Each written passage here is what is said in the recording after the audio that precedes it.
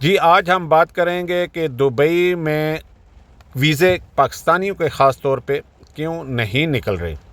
اور آنے والے ٹائم میں کیا ویزے نکل سکتے ہیں۔ تو کچھ پوائنٹ آپ لوگوں کے سامنے رکھتے ہیں تاکہ آپ لوگوں کو جو ہے فیصلہ کرنے میں آسانی ہو سکے۔ جی ویڈیو کا آغاز اللہ پاک کے بابرکت نام سے جس نے تمام انسانوں کو خوبصورت شکل و شبہ دی۔ درود پاک آپ صلی اللہ علیہ وآلہ وسلم کی ذات اقدس پہ لاکھوں کروڑوں درود و سلام۔ جی دبئی کے ویزے جیسا کہ آپ کے علم میں ہی ہے 2024 میں وہاں سے وہ ویزوں کا جو بندش کا آغاز ہوا تھا، اور شروع میں تو انہوں نے کہا تھا کہ نہیں بھئی جو سکلڈ اور انسکلڈ کیٹیگری جو ہے وہاں سے وہ پروسیس شروع ہوا۔ سکلڈ وہ لوگ جو ٹرینڈ ہیں یا ہنرمند ہیں ان لوگوں کے ویزے نکلتے رہے، اور اس کے لیے بھی جو ڈاکومنٹیشن تھی وہ مکمل پراپر جو ہے وہ مطلب ہے کہ اٹیسٹڈ اور اپسٹائل ہو کے اپسٹل ہونے کے بعد جو ہے وہ ویزے نکلتے رہے۔ پھر ایک ٹائم آیا جب ویزے جو ہیں وہ کافی حد تک جو سکلڈ کیٹیگری تھی ان کے بھی بند ہو گئے۔ تو آلموسٹ کہہ لیں کہ پاکستانیوں کے ویزے جو ہیں وہ 80% جو ہے، کیونکہ ہم بات کریں تو لیبر کیٹیگری آتی ہے زیادہ تر، یہاں پہ لوگ کمانے کے لیے آتے ہیں، بہت کم لوگ ہوتے ہیں جو مطلب ایک چھوٹا موٹا بزنس کرنے کے لیے آتے ہیں، اور اس سے بھی کم تعداد ہوتی ہے جو ہائی لیول کے بزنس مین ہوتے ہیں۔ تو بزنس مینوں کے لیے تو یہ پروسیس کھلا رہا، انہیں تو اس چیز سے کوئی نقصان نہ ہوا، لیکن جو لیبر کیٹیگری تھی ان کے لیے بہت زیادہ مشکلات ہوگی، کیونکہ نئے جو ویزے تھے،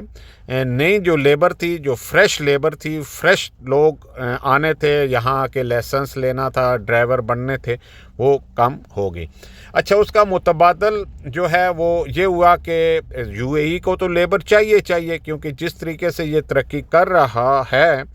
اس حساب سے تو اس کو مین پاور اور چیپ ریٹ پہ مین پاور چاہیے، جو سستی جسے ہم کہتے ہیں مین پاور، وہ تو ان کو چاہیے تھی، کیونکہ جب ٹورسٹ ویزے بھی نہیں ملیں گے، ٹورسٹ تو ہائی لیول کے لوگ تو آ رہے ہیں، ٹھیک ہے، وہ آ کے یہاں پہ لیبری تو نہیں کریں گے نا۔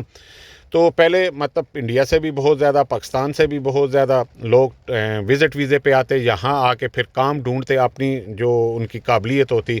اور اس کے مطابق وہ ویزے آگے لے لیتے۔ اب انہیں وزٹ ویزے بھی نہیں مل رہے تھے اور امپلائمنٹ ویزے بھی نہیں مل رہے تھے، تو ہوا کیا کہ اس کی جگہ جو افریقن کنٹریز تھی، ظاہر ہے وہاں ہی سے سستی لیبر ملنی تھی، تو ان یونائٹڈ عرب امارات نے وہاں سے ڈیمانڈ کرنی کمپنیوں نے شروع کر دی۔ اب ہم ایک محتاط اندازہ لگائیں تو ان 2 سالوں میں بہت زیادہ افریقن کنٹری میں مطلب صومالیہ بھی ہے، نائجیریا بھی ہے، اس کے بعد سینیگال ہے، یوگنڈا اور سوڈان ہے، تو اس طرح کی جتنی افریقن کنٹریز تھی، بلیک لوگ، کالے لوگ، وہ بہت زیادہ تعداد میں، لاکھوں کی تعداد میں ان 2 سالوں کے اندر آ گئے۔ گو کہ گورنمنٹ آف یو اے نے اپنی لیبر جو ہے وہ شارٹیج کو پورا کر لیا۔ اب کیونکہ یہاں کا ماحول ایسا تھا کہ بہت زیادہ لوگ، ہم کہہ سکتے ہیں کہ یو اے ای میں 60 سے 70% لوگ ایسے ہیں جو انڈین، پاکستان، بنگلہ دیش سے تعلق رکھتے ہیں، جنہیں زبان جو ہے وہ اتنی مشکل نہیں ہے، ایک دوسرے کو سمجھنا بھی آسان ہے، کمیونیکیشن بھی آسان ہے، تو وہ ان کی جگہ جب بلیکس لوگ نے لیا تو وہ تھوڑا سا جو ہے وہ پرابلم آئی، ان کا کلچر اور تھا، وہ تھوڑا سا ایڈجسٹ ہونے میں انہیں ٹائم لگے گا۔ لیکن جو لوگ آلریڈی یہاں پہ رہ رہے تھے، ظاہر ہے ان کے کہیں کے ویزے کینسل ہوئے، وہ لوگ چلے گئے، پھر آ نہیں پائے، کئی لوگ یہاں سے آگے موو کر گئے۔ ڈرائیوروں کی بات کروں تو اس سے بہتر فیوچر کے لیے دوسرے ملک میں چلے گئے۔ اچھا بندے تو نکلتے رہے، لیکن آنے والی جو اسٹرینتھ تھی وہ کم ہو گئی۔ کم ہونے کی وجہ سے ایسا ہوا کہ اب جو مخصوص ویزے ہیں وہ تو نکل رہے ہیں، اس میں ہم سیکورٹی کی بات کریں، ٹرانس گارڈ کی بات کریں تو وہ ویزے جو ہے کنٹینیوسلی نکلتے رہے، کچھ ٹیکسی کے حوالے سے نکلتے رہے، کچھ جو عربی لوگوں کے گھروں کے مطلب ہے کہ ویزے ہیں وہ بھی نکلتے رہے۔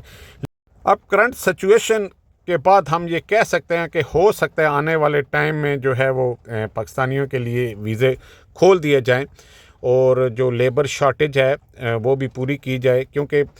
جو یہاں کے ارد گرد کے قریبی کنٹریز کے لوگ ہوتے ہیں وہ یہاں پہ کام بھی اچھے طریقے سے کر سکتے ہیں اور وہ رہتے بھی ہیں۔ تو ہمیشہ کی طرح ہماری دعائیں آپ کے ساتھ، اللہ پاک آپ کو خوش و خرم رکھے، ہمیں دیں اجازت، اللہ حافظ۔